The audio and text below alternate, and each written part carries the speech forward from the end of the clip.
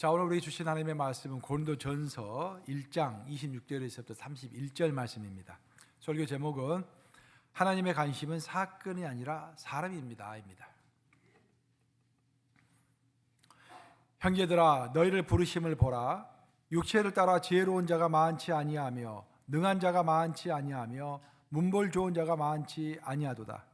그러나 하나님께서 세상에 미련한 것들을 택하사 지혜 있는 자들을 부끄럽게 하려 하시고 세상에 약한 것들을 택하사 강한 것들을 부끄럽게 하려 하시며 하나님께서 세상에 천한 것들과 멸시받는 것들과 없는 것들을 택하사 있는 것들을 폐하려 하시나니 이는 아무 육체도 하나님 앞에서 자랑하지 못하게 하려 하심이라. 자, 30, 31절은 합독합니다. 시작. 너희는 하나님으로부터 나와서 그리스도 예수 안에 있고 예수는 하나님으로부터 나와서 우리에게 지혜와 의로움과 거룩함과 구원함이 되셨으니 기록된 바 자랑하는 자는 주 안에서 자랑하라 한가 같게 하려 함이라. 살아계신 하나님의 말씀입니다.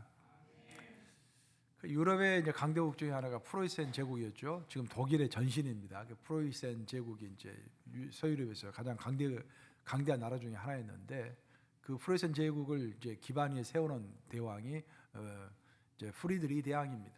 그 프리드리 대왕이 이제 아주 믿음도 좋았어요. 그래서 하나님을 열심히 섬기고 교회를 열심히 도왔던 그런 대왕입니다. 어느 날 이제 이 대왕이 마음에 의심이 생기는 것입니다. 과연 하나님이 살아계실까? 우리도 신앙생활 하다 보면 열심히 신앙생활 하는 도중에 가끔씩 의문이 들 때가 있습니다. 진짜 하나님은 살아계실까? 진짜 하나님은 내 기도를 들으실까? 진짜 하나님은 나를 다 보고 계실까? 진짜 천국이 있는 것일까? 그런 의문이 생기는 것입니다. 그러니까 프리드리 대왕이 의문이 생겨서 그 나라에서 최고 가는 신학자 3명을 이제 궁궐로 초청을 했습니다.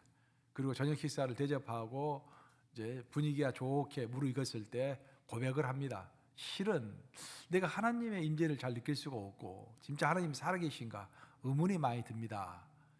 하나님이 살아계시다는 것을 좀 저에게 설명해 주십시오 하고 신학자 3명에게 물어본 것입니다. 첫 번째 신학자가 나름대로 하나님의 임재와 하나님의 살아계심에 대해서 논리적으로 설명을 쭉 했습니다. 그리고 두 번째 신학자가 또한 설명을 쭉 했습니다. 근데 프리드리 대왕이 잘 이해가 되지 않는 거예요. 그리고 도저히 하나님이 진짜 살아계실까라는 그 믿음이 의문이 전혀 해소가 되지 않는 것입니다.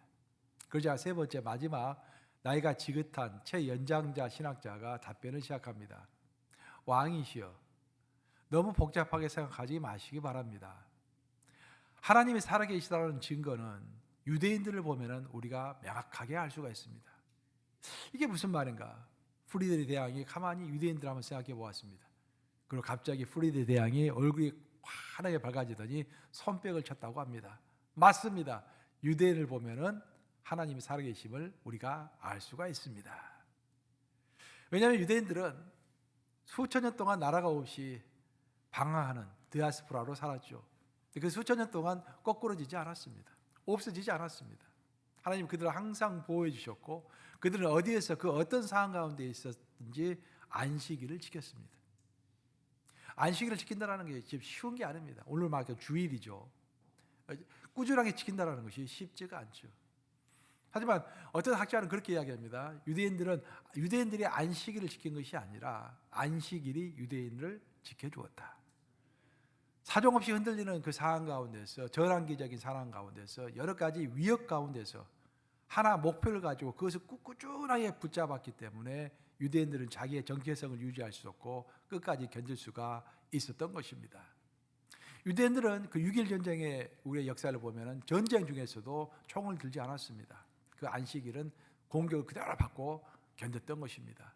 그리고 안식일이 끝나는가 동시에 다시 총을 들고 싸워서 전쟁에서 승리했죠. 이처럼 살아계신 하나님은 유대인이라고 하는 사람들에게 관심이 지대하십니다. 그 이 신약의 시대에는 우리 하나님은 바로 예수님을 믿는 우리 성도들에게 관심이 지대한 것입니다. 우리들은 이 세상에서 어떤 일이 벌어지고 지금도 많은 일들이 벌어지고 있죠. 전쟁의 소식이 들려오고 관세 소식이 들려오고 무역 전쟁의 소식이 들려오고 AI가 어떻게 되었다, 누가 반도체를 이렇게 밀수를 했다, 여러 가지 소식들 들려오고 있습니다. 우리는 사건에 관심을 갖죠. 하지만 우리 하나님은 사건은 배경일 뿐입니다. 우리 하나님의 관심은 항상 그 사건 가운데 있는 누구에게? 사람에게 관심이 있는 것입니다. 나와 여러분에게 관심이 있는 것입니다. 예수님은 우리를 교훈하실 때 특별히 우리가 가장 놓칠래야 놓칠 수 없는 그 양식을 들어서 우리에게 많은 교훈을 주셨습니다. 예수님이 설명하신 양식은 세 가지 양식. 떡이라고 보통 이제 우리는 설명하는데 사실은 빵이죠. 근데 이제 우리는 떡을 먹으니까 떡이라고 이렇게 표현을 하는데 예수님은 이 떡을 가지고 표현을 하셨습니다. 우리에게 큰 교훈을 주셨습니다. 예수님 말씀하시는 떡은 세 가지 떡입니다. 첫째는 보리떡. 우리가 일상의 삶 가운데서 먹고 사는 식사를 이야기하는 것입니다. 우리는 보리떡을 얻기 위해서, 일용할 양식을 얻기 위해서 땀을 흘리고 시간을 투자해서 노력해야 합니다. 공짜가 없죠. 하지만 예수님은 또 다른 하나의 떡을 설명해 주셨는데 그것은 기적의 떡입니다. 예수님이 아무 조건 없이 우리가 불쌍해서 우리를 긍휼히 여기셔서 우리에게 자비를 베푸시기 위하여 기적적으로 예수님이 우리에게 주시는 빵이 있습니다. 예수께서는 5병 이의 기적을 베푸셔서 상상치도 못했던, 기대하지도 않았던 그런 군중들에게 공짜 빵을 나눠 주셨습니다. 그것은 하나님의 은혜를 상징하는 것이죠. 그래서 많은 사람들은 일용할 양식과 기적적인 빵을 바라보면서 그걸 걱정하면서 하루하루를 살아갑니다. 예수님은 그것이 중요한 것이 아니라 일용할 양식과 기적의 빵은 배경일 뿐이고 진짜로 너희가 먹어야 할 빵은 생명의 떡, 생명의 빵이라고 말씀해 주신 것입니다. 그 생명의 떡은 예수님의 몸과 예수님의 살이라고 했습니다.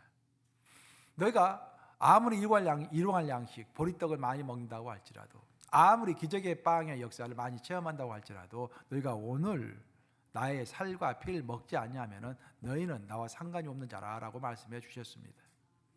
하지만 오병이의 기적을 맛본 많은 사람들은 우리에게 필요한 것은 보리떡이고 우리에게 필요한 것은 기적의 떡, 프리런치지 그 복잡하게 생명의 떡 그런 것을 우리에게 논하지 말라라고 말을 했습니다. 즉 예수님은 생명의 떡에 주목하셨지만 사람들은 보리떡에 주목을 한 것입니다. 혹시 우리가 그렇지 않습니까 지금?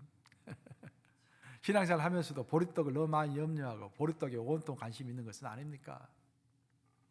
예를 쓰면서 예수님으로부터 보리떡을 받아내는 것은 초보적인 신앙의 단계입니다. 만약 우리가 항상 보리떡을 염려하고 있고 또 좀 더 나아가서 기적의 떡을 갈구하고 있다고 한다면 그런 현상을 보기를 원한다면 아직도 우리의 신앙은 예수님의 설명에 따르면 초보에 머물고 있는 것입니다. 하지만 우리가 예수님을 진짜로 좋아하고 더 나아가서 예수님 자체를 즐겨하면서 예수의 생명의 떡을 기꺼이 먹고 마시고 오늘 또 그것을 즐기고 있다고 한다면 그 신앙이야말로 성숙한 신앙인 것입니다. 사도 바울은 디모데에게 그런 이야기를 했죠. 너의 성숙의 진보를 사람들에게 보이라. 우리의 신앙생활의 필수적인 요건 중에 하나는 우리의 신앙의 성숙의 진보를 보이는 것입니다. 그래서 사도 바울은 명확히 이야기했습니다. 너가 성숙을 이루어라라고 이야기하지 않고 성숙을 보여라. 그 말은 무슨 말이냐면 타인이 저 사람 정말 성숙해 가고 있어라고 느낄 정도로 성숙을 추구하라 그런 말입니다. 만약 우리가 성숙한 자라고 이야기하면서도 보리떡과 또 기적의 떡에 너무 많이 매몰되고 있다고 한다면 또 우리의 삶에서 정말로 생명의 떡의 역사가 드러나지 않고 있다고 한다면 아직도 우리는 성숙하지 못한 어린아이의 단계에 있는 것입니다. 인간은 예수님으로부터 무엇을 보장받고 무엇을 받는 것에 주목하지만 우리 예수님은 나의 존재를 즐거워하고 나의 존재를 주목하시는 것입니다. 여러분 잘 아시는 중국의 성자인 공자는 2명의 제자를 가지고 있었습니다. 물론 많은 제자가 있었죠. 공자에게 어마어마한 제자들이 중국 전역에서 모여들었죠. 그 많고 많은 제자 중에서 공자는 특별히 2 제자를 사랑했습니다. 우리 예수님은 특별히 3 제자인데 공자는 2 제자, 2 제자. 자공과 안해를 사랑한 겁니다. 자공은 아시다시피 그 당대의 최고의 재능가였습니다. 2 나라에서 그러니까 노나라와 위나라에서 재상을 겸임했었고 또 사업수단이 좋아가지고 많은 돈을 번 사람입니다. 그래서 공자를 물질적으로 평생 서포트를 했죠. 그래서 공자는 자공 덕분에 물질적인 염려 하나도 없이 평생을 학문에 전진하고 제자들을 키우면서 평생을 보냈습니다. 근데 또 한 제자, 공자가 사랑한 제자는 아내였는데 아내는 가난병이었습니다. 얼마나 가난했던지 나이 32살에 영양실조로 죽게 됩니다. 근데 공자가 두 제자를 평가한 내용을 쭉 읽어보면 놀랍게도 공자는 자공보다는 항상 아내를 칭찬하고 아내를 좋아했습니다. 왜 그럴까? 그 이유가 나오는데 많은 제자들, 공자를 따랐던 많은 제자들은 공자로부터 배우기를 원했습니다. 공자로부터 뭔가를 얻기를 원했던 거예요. 지혜를 얻고 지식을 얻고 어떤 삶의 어떤 방법을 얻기를 원했던 것입니다. 그것은 자공도 마찬가지였습니다. 하지만 딱 한 사람, 아내는 공자로부터 뭘 얻는 것도 중요했지만 무엇보다도 공자를 즐겨했습니다. 그 공자를 사랑했습니다. 공자와 함께 있는 시간을 좋아했습니다. 예수님을 따랐던 수많은 제자 중에서 예수님은 12제자를 추리셨고 그 12제자 중에서 3제자를 치르셨습니다. 베드로, 야고보, 요한 이 3제자를 추수하셨습니다. 선택하셨습니다. 근데 그 3제자 중에서도 사실 성경을 쭉 읽어보면은 공자에게 있어서 아내와도 같은 사람은 요한이었습니다. 우리는 베드로라고 생각하는데 아닙니다. 요한입니다. 요한은 예수님의 품에 안겼던 사람입니다. 예수님 기꺼이 품으로 안아줬던 사람이 요한이었습니다. 왜 그랬을까? 베드로는 예수님이 십자가에 못 박힐 때 도망했던 사람입니다. 베드로뿐만 아니라 12제자 모두 12제자 중에서 한 제자는 자살을 했고 11제자가 남았는데 10명의 제자는 다 도망을 했죠. 오직 요한만이 바로 예수님 곁에 끝까지 있었던 것입니다. 마치 우리 부모가 죽게 생겼을 때 역적죄를 지우고서 부모가 죽는다 할지라도 그 부모를 버릴 수 없고 그 부모를 사랑하는 마음에 그 부모 옆을 지키는 인간처럼 요한은 예수를 즐겨하고 예수를 사랑하고 예수의 그 존재 자체를 너무 좋아했기 때문에 예수를 떠나지 않고 끝까지 예수 곁에 있었던 것입니다. 하나님은 그것을 너무도 칭찬하셔가지고 그 가정을 소상하게 복음서에 적어 놓았습니다. 사랑은 이런 것이고 예수님과의 관계는 이런 식으로 전개해야 하는 것이다라고 우리에게 소개해 주는 것입니다. 저는 여러분 모두 이런 신앙을 해 나가시기를 주님의 이름으로 축원합니다.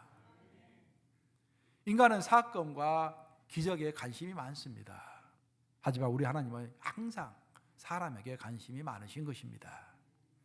그래서 우리는 어떤 사건이 벌어지면은 그 사건의 해결에 매달리고 그 사건을 해석하고 그 사건을 디스커스하고 토론하고 별로 디베이트하면서 그 일을 처리하는 것에 매몰되지만 우리 하나님은 그 과정 가운데서 우리에게 평생 사랑할 수 있는 사람을 주시기도 하고 평생 동역자를 만나기도 하시며 그 과정 가운데서 하나님을 만나게 하시는 것입니다. 하나님의 관심은 이 사건이 해결되느냐 해결되지 않느냐 그게 관심이 없으십니다.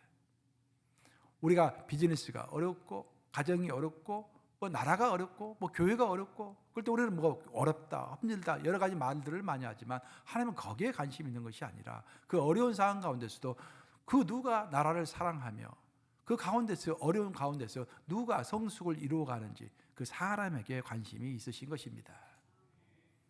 사도행전 14장을 보면 아주 재미있는 이야기가 나옵니다. 재미있는 이야기라기보다는 아주 위급한 이야기가 나옵니다. 바울이 루스드라에 가서 복음을 전합니다. 제1차 선교 여행을 하는 것이죠. 바울은 안디옥 교회에서 파송을 받아서 사실 안디옥 교회로부터 파송을 받기 전에 바울은 13년 동안 무명의 세월을 보냈습니다. 여러분 생각해 보세요.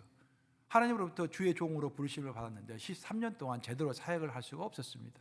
사역만 하면 길이 막혔습니다. 그러다가 이제 정식으로 13년째 성령께서 나타나셔가지고 직접 바나바와 바울을 선교사로 임명해 주셨습니다. 그게 얼마나 기대가 됐겠습니까?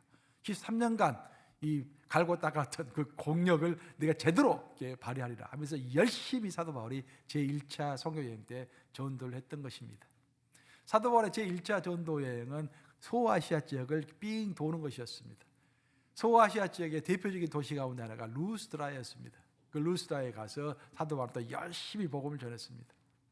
하지만 어디를 가든지 사탄의 끈앞풀이 있기 마련이죠.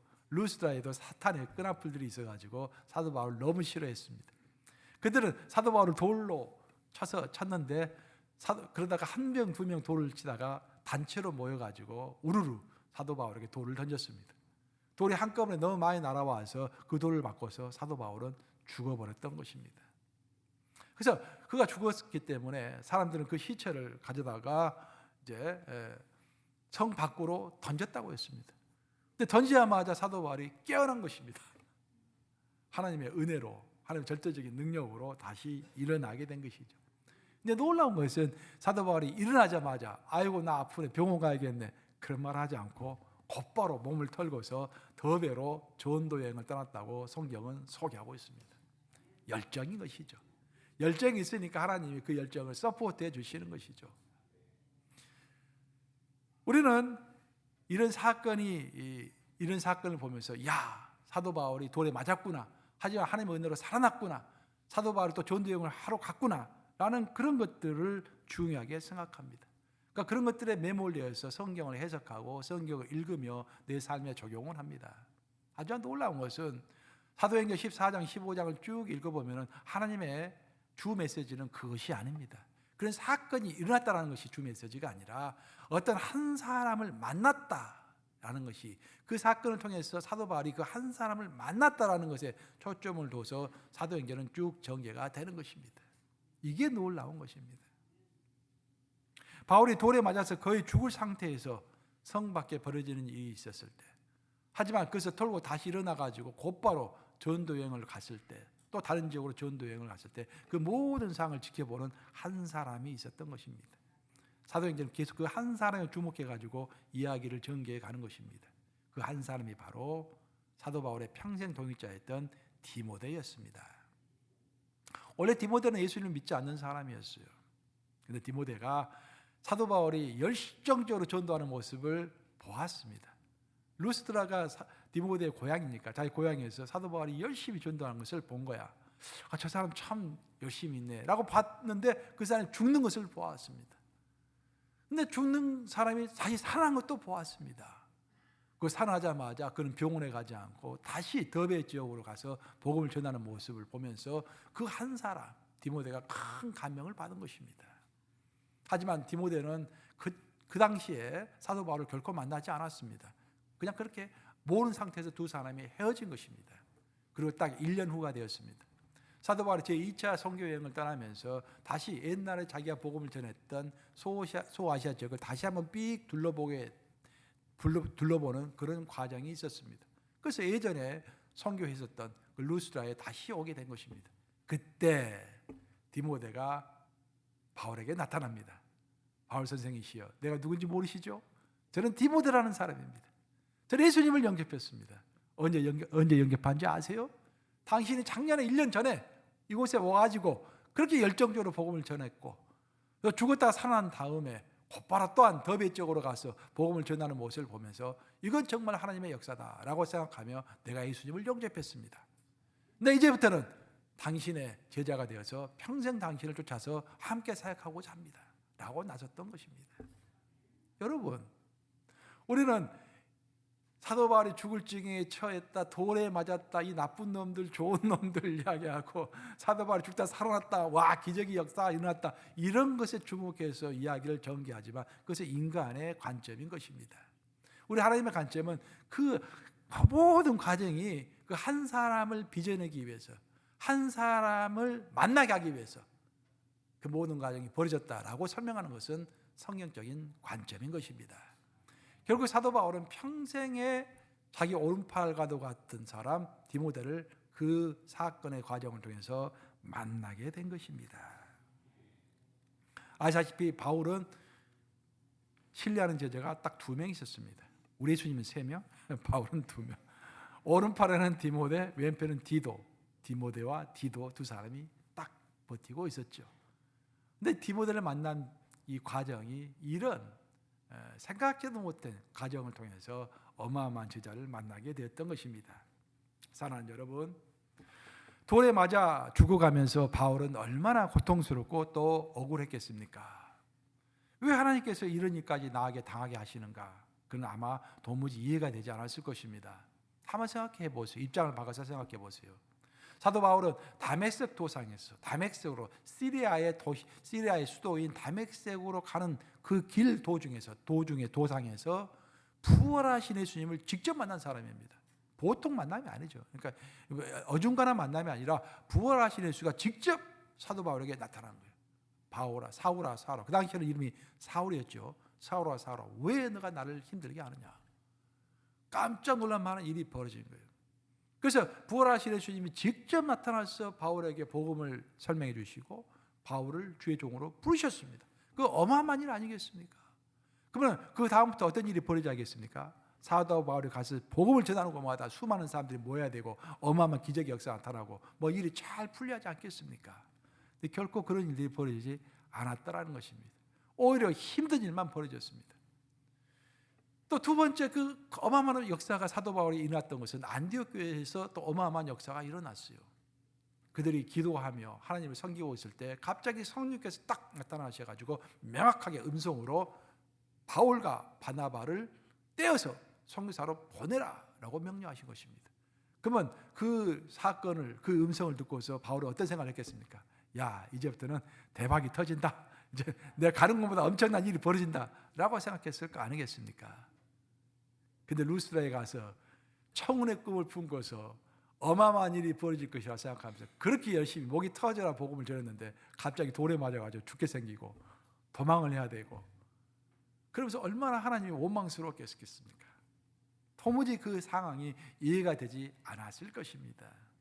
하지만 나중에 디모데를 만나고 나서야 그 모든 일들이 이해가 되는 것입니다. 그 사도 바울의 눈꺼풀이 딱 벗겨지는 것입니다. 즉 사람의 관점으로 모든 것을 보지 않고 그 다음부터는 하나님의 관점으로 볼 수 있는 사람으로 변화가 된 것입니다. 그런 역사가 여러분들에게 있기를 우리 주님의 이름으로 축원합니다. 진심으로 축원합니다. 그래서 우리의 눈이 바뀌어야 우리가 삶이 즐거워지고 삶의 의미가 생기는 것입니다. 성경을 읽어보면은 믿음은 불화살을 막아준다고 했습니다. 믿음의 방패는 불화살을 막아준다고. 불화살은 뭡니까? 사탄이 쏘는 게 불화살입니다. 사탄은 우리들에게 불화살을 쏴요. 그러면 우리가 가슴에 맞기도 하고 다리에 맞기도 하고 손에 맞기도 하고 막 그래요. 근데 가장 위험한 부분은 우리가 결코 불화살을 손이나 발에 좀 맞아도 괜찮아요, 여러분. 죽지는 않습니다. 근데 딱 한 곳을 맞으면 그냥 죽을 뿐만 아니라 치명적인 영향을 받게 돼요. 그게 어딜까요? 머리에 불화살을 맞으면 물론 심장도 중요하겠지만 성경에 따르면 머리에 불화살을 맞으면 큰일입니다. 그게 무슨 말이냐면은 머리는 우리의 월드뷰, 세계관, 관점, 퍼스펙티브, 관점, 어떤 입장 그런 것들을 정립해 주는 것이 우리 머리입니다. 우리 머리가 불화살을 맞아버리면 사탄의 불화살을 맞아버리면 모든 것이 인간의 관점으로 보고 부정적인 관점으로 보는 사람이 되는 것입니다. 근데 우리의 머리가 온전하게 보존이 되면 우리 안에 성령이 있기 때문에 성령의 능력으로 모든 것을 믿음으로 보게 되고 하나님의 관점으로 보게 되고 긍정적으로 보게 되는 것입니다. 머리를 잘 보호하셔야 돼요. 바울의 이야기를 좀 더 해보자면 바울에게는 평생 따라다니는 질병이 있었다고 그랬죠. 그래서 가시라고 표현했습니다. 보통 가시가 아니라 큰 가시라고 했습니다. 사도 바울이 굉장히 큰 질병이 있었다라는 것입니다. 근데 그 질병이 있었는데 그 질병을 가지고서도 사도 바울은 복음을 계속 전했습니다. 인간적인 관점에서 다시 한번 생각을 해보면 아니 하나님의 일을 열심히 하는 사람을 하나님이 축복을 못 해주실 망정 병까지 주셔가지고 그 병을 낫게 해주시지도 않고 얼마나 사도 바울이 괴로웠겠습니까? 그렇죠? 또 하나님이 원망스러웠을 거예요. 그런데 그것을 지켜보는 또 한 사람이 있었습니다. 누가라는 사람이 그것을 지켜본 거예요. 누가는 사도 바울로부터 복음을 받아들였죠. 그리고 예수님을 영접한 사람입니다. 누가는 어떤 교회에서 특정한 교회에서 선교사로 파송한 사람도 아닙니다. 그냥 자발적인 평신도에 불과했습니다. 그런데 누가는 한 가지 재주가 있었는데 그것이 의술의 재주가 있었습니다. 누가는 의사였던 것이죠. 자기의 의술적인 관점에서 가만히 사도 바울을 보니까 사도 바울은 몸이 약한 사람이었습니다. 이 사람이 2차 전도여행, 3차 전도여행을 가면은 큰일 나겠구나라고 생각을 한 것입니다. 그래서 측은한 마음에 내가 당신의 주치의가 돼서 당신의 몸을 돌보겠소라고 사도 바울을 따라 나선 것입니다.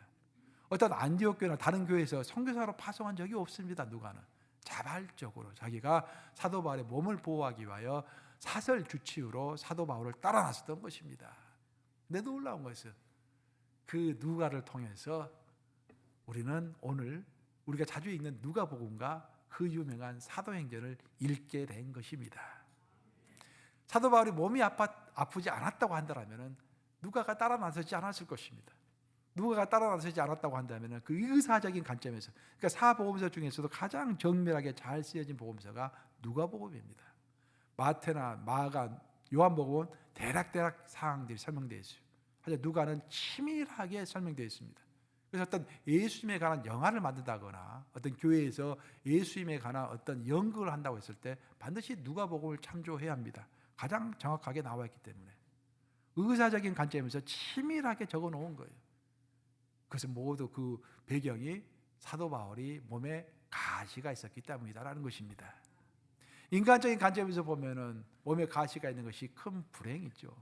하지만 하나님의 관점에서 보면은 그 가시가 한 사람을 탄생시킨 것입니다. 결국 우리 인간은 바울의 가시와 그 가시로 인한 고통에 주목하지만 하나님은 그 가시를 통해서 사람을 얻게 하신 것입니다. 이처럼 다시 결론적으로 돌아오면은 하나님의 관점은 사건이 아니라 항상 사건 속에 있는 사람인 것입니다. 제가 일전에도 한번 이야기 들은 것 같은데 우리가 코로나가 터지기 전에 탄자니아로 선교를 갔었죠. 아프리카 탄자니아로 선교를 갔었죠. 거기서 이제 잔지바라고 하는 지역을 전부 우리가 방문하게 되었어요. 잔지바가 이제 설명을 들어보니까 성교사님 설명을 들어보니까 그곳에 이렇게 아프리카 동북부에 있는 노예의 집산지가 바로 잔지바였다고 합니다. 여러 지역에서 이제 인간 사냥꾼들이 백인들이 흑인들을 잡아가지고 납치를 해가지고 잔지바로 데려왔던 것입니다.